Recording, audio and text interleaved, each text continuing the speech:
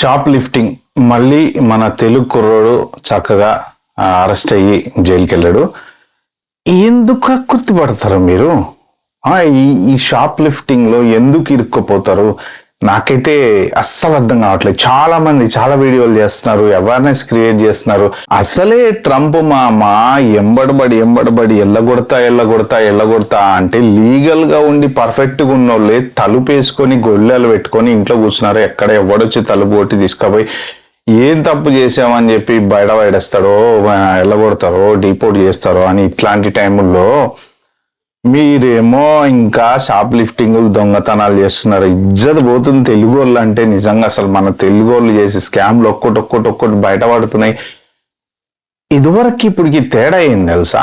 Social media వచ్చింది, బీభత్సంగా బయటకు వస్తున్నాయి. విత్ ఇన్ సెకండ్స్ లో బయటకు వచ్చేస్తున్నాయి. పరువు కూడా చాలా ఫాస్ట్ గా పోతుంది.